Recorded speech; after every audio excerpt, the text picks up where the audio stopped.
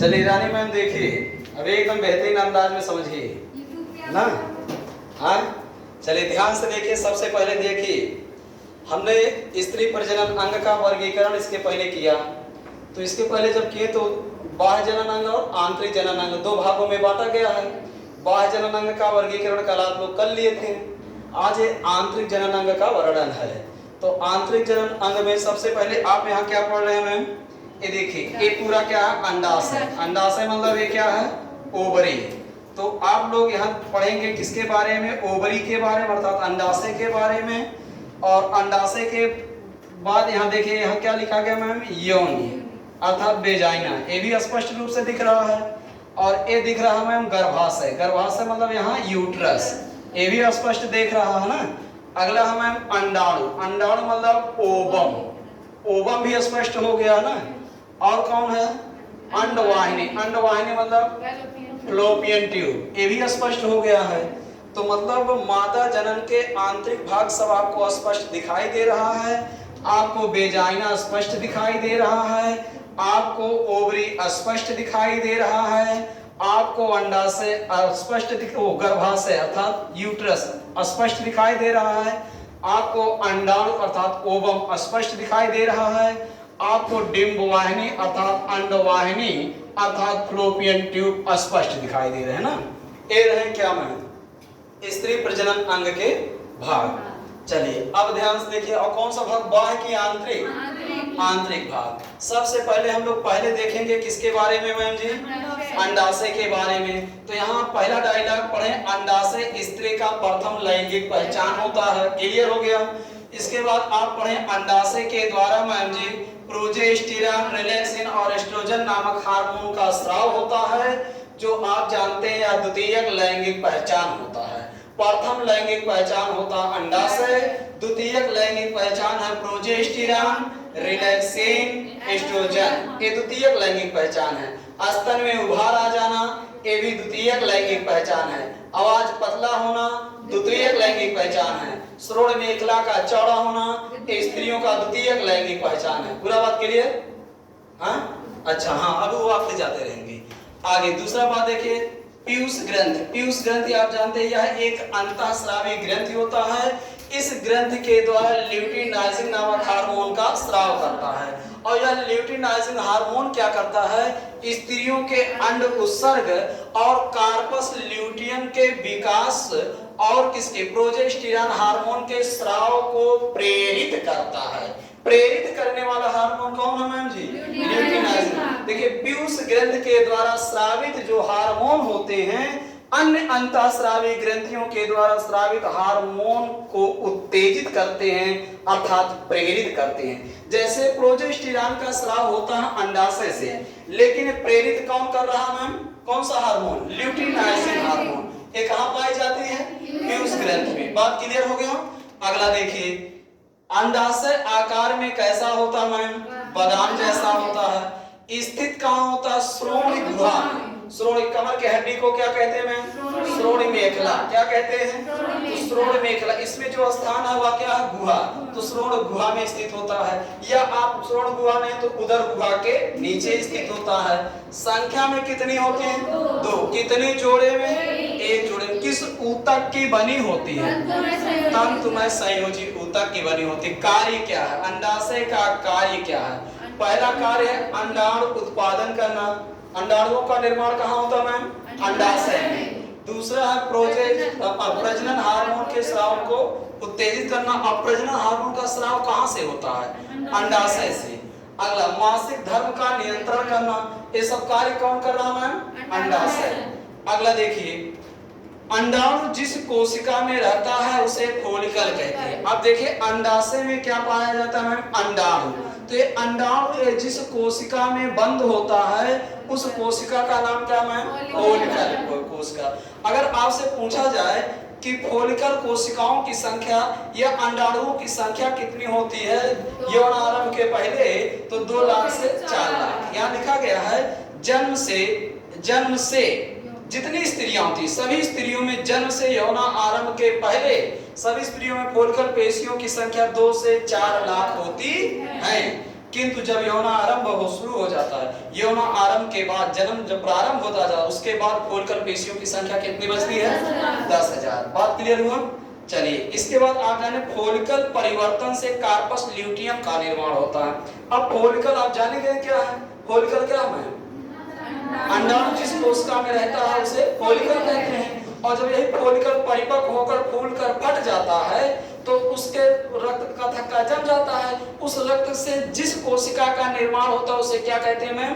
Corpus luteum कहते हैं। और ये कार्पस ल्यूटियम क्या कर रहा है? देखिए, अपरा अर्थात प्लेसेंटा, अर्थात प्लेसेंटा के पहले कार्पस ल्यूटियम पोषण प्रदान करने का कार्य करता है। जब कार्पस ल्यूटियम का निर्माण नहीं होता है उसके पहले पोषण किससे मिलता है मैम? कार्पस ल्यूटियम से मिलता है। अगला बात देखिए, फोलिकल से एस्ट्रोजन हार्मोन का स्राव होता है। एस्ट्रोजन हार्मोन आप जानते हैं अंडाशय से स्राव होता है। तो अंडाशय से किससे? तो आप बताएंगे किससे मैम? फोलिकल से। किसका स्राव होगा? एस्ट्रोजन हार्मोन के प्रभाव से क्या होता है? गर्भाशय फूल आता है। हाँ रानी मैम, हाँ, आपने देखा कि गर्भाशय क्या है मैम? फूल जाता है। अगला देखिए, कार्पस ल्यूटियम से, अब किससे मैम जी? कार्पस ल्यूटियम से प्रोजेस्टेरॉन हार्मोन का स्राव हुआ। फोलिकल से किसका स्राव हुआ? एस्ट्रोजन। और कार्पस ल्यूटियम से किसका स्राव हुआ? अब इसके प्रभाव से एंडोमेट्रियम मिला। क्या मिला गया मैम? एंडोमेट्रियम। अब एंडोमेट्रियम के प्रभाव से क्या हुआ? गर्भाशय में अंड को पोषण मिलता है। तो गर्भाशय में अंड को पोषण किससे मिला मैम जी? अभी तक आपने पोषण के 3 नाम पढ़ चुके हैं। कार्पस ल्यूटियम, कार्पस ल्यूटियम क्या करता है? पोषण प्रदान कर रहा है। एंडोमेट्रियम क्या करता है? पोषण प्रदान कर रहा है। और अपरा अर्थात प्लेसेंटा क्या कर रहा है? पोषण प्रदान कर रहा है। अगर आपसे प्रश्न हम पूछे कि प्लेसेंटा से पहले पोषण कौन प्रदान कर रहा है? Corpus luteum. अगर हम आपसे प्रश्न पूछे कि गर्भाशय में अंड को पोषण कौन प्रदान कर रहा है? एंडोमेट्रियम। बात क्लियर हुआ? चलिए, अगला बात है अंडाणु। अंडाशय में क्या बन रहा मैम? अंडाणु को क्या कहेंगे? ओवम। तो प्रत्येक अंडाणु कितने दिन में परिपक्व हो जाते हैं मैम? 28 दिन में। अंडाणु कैसा होता है? शुक्राणु से छोटा होता है, बड़ा होता है? तो प्रश्न पूछा जाएगा किसके कोशिका बड़े होते हैं? शुक्राणु के कि अंडाणु के?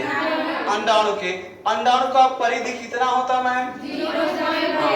0.125 मिलीमीटर। और ये हमने संरचना जो बनाया है किसका बनाया मैम? अंडाणु का। और आप जानते हैं अंडाणु कितने भागों में बटे हैं? 3। पहला भाग है कोशिका भित्ति। कोशिका भित्ति का कार्य है अंडाणु का सुरक्षा करना। दूसरा मैम केंद्रक। आप पढ़ चुके हैं फिजियोलॉजी में कोशिका वाला टॉपिक में। केंद्रक का आनुवंशिकता में महत्वपूर्ण स्थान होता है क्योंकि केंद्रक में डीएनए, आरएनए और गुणसूत्र पाए जाते हैं। और आप जानते हैं डीएनए माता पिता के लक्षणों को एक पीढ़ी से दूसरे पीढ़ी तक ले जाता है। आरएनए माता पिता के रोगों का स्थानांतरण करता है और गुणसूत्र लिंग का निर्धारण करता है। तीनों कहाँ पाए गए मैम?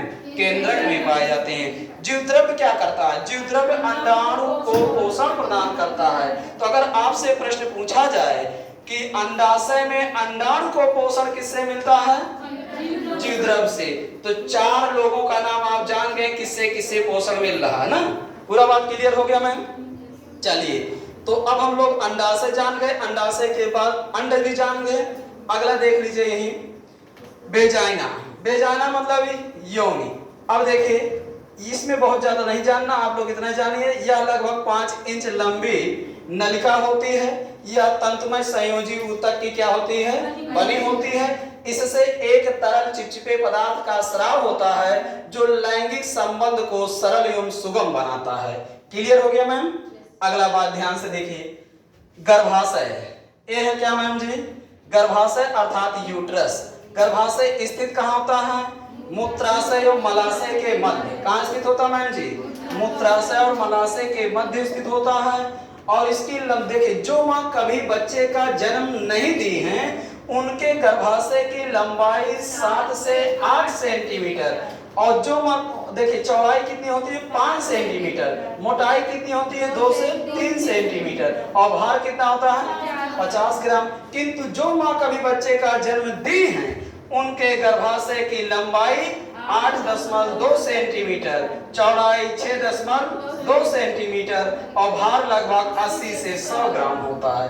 किसी कारणवश अगर गर्भाशय में गहरी क्षति आता है, कैंसर होने की उम्मीद बढ़ता है, तो जब डॉक्टर संपूर्ण गर्भाशय को ऑपरेशन द्वारा बाहर निकालते हैं, शल्य चिकित्सक के द्वारा गर्भाशय को बाहर पूरा निकाल दिया जाता है, तो इस क्रिया को कहते हैं हिस्टेरेक्टोटॉमी। क्या कहते हैं मैम? हिस्टेरेक्टोटॉमी कहते हैं। क्लियर? चलिए अगला बात ध्यान से देखिए। एक गर्भाशय 3 भागों में बटा होता है। गर्भाशय के कितने भाग होते हैं मैम? 3 भाग। पहला है ऊपरी भाग अर्थात फंडस भाग, दूसरा मैम है मध्य भाग अर्थात बॉडी ऑफ यूट्रस, तीसरा है निम्न भाग अर्थात सर्विस भाग। क्लियर हो गया? चलिए अगला देखिए, गर्भाशय 3 परतों से घिरा होता है। कितने परतों से मैम जी? 3 परतों से घिरा होता। पहला है पेरीमेट्रियम, दूसरा है मायोमेट्रियम, तीसरा क्या है? एंडोमेट्रियम। 3 परतों से घिरा होता है। कौन घिरा होता है मैम? अंडाशय, सॉरी गर्भाशय। कौन? गर्भाशय। ये भी बात क्लियर? चलिए अगला बात हम लोग देखेंगे क्या बचा है। अंडाणु हो गया, फ्लोपियन ट्यूब बचा। क्या बचा है मैम? फ्लोपियन ट्यूब अर्थात अंडवाहिनी। अब ध्यान से देखिए, अंडवाहिनी की संख्या कितनी होती है मैम? 2। एक कितने अंडवाहिनी होते हैं मैम? 2 अंडवाहिनी होते हैं। और प्रत्येक कितने जोड़े में होते हैं? 1 जोड़े में होते हैं। हमने विकास की अवस्था भी पढ़ा दिया है ना। विकास की अवस्था, विकास के कितने अवस्थाएं होते हैं? 2। जन्म से पूर्व की अवस्था, जन्म के बाद की अवस्था। तो जन्म के पूर्व की अवस्था जो है वो आप पढ़ चुके हैं, गर्भाधान से लेके जन्म तक। तो ये सारे कंडीशन यहाँ हमने बता ही दिया है, वो बताने की कोई आवश्यकता नहीं है। अगला देखिए, लंबाई इसकी कितनी होती है मैम? 100 से 125 मिलीमीटर। और चौड़ाई कितनी हो? चौड़ाई इसका समान नहीं होता है। अब देखिए, कहीं चौड़ा कहीं पतला फिर कहीं चौड़ा होगा। क्या इस फ्लोपियन ट्यूब की चौड़ाई कहीं समान होती है? तो नहीं होती है। अगला देखिए, यह लगभग 2 से 4 मतलब अंडाणु अंडवाहिनी में, देखिए ये जो अंडाणु है अंडवाहिनी मतलब फ्लोपियन ट्यूब में कितने दिन में पहुंचते हैं मैम जी? 2 से 4 दिन में पहुंच जाते हैं। और स्त्रियों में नसबंदी होता है कि नलबंदी? नलबंदी होता। तो नलबंदी क्रिया को क्या कहते हैं मैम? ट्यूबोटॉमी कहते हैं। और फ्लोपियन ट्यूब पे कितने परत होते हैं? 3। पहला परत क्या मैम? पेरिटो, क्या है? पेरिटोनियम। और दूसरा क्या है? पेशी परत। तीसरा क्या है? रोम युक्त, रोम युक्त परत। क्लियर हो गया मैम? चलिए, सो इस तरह से अंडा मतलब स्त्री प्रजनन अंग का संपूर्ण वर्णन समाप्त हुआ ना। अब आप लोग बेहतरीन अंदाज में इसे रख डालिए और इसको 1000 सब्सक्राइब कर डालिए जल्दी जल्दी।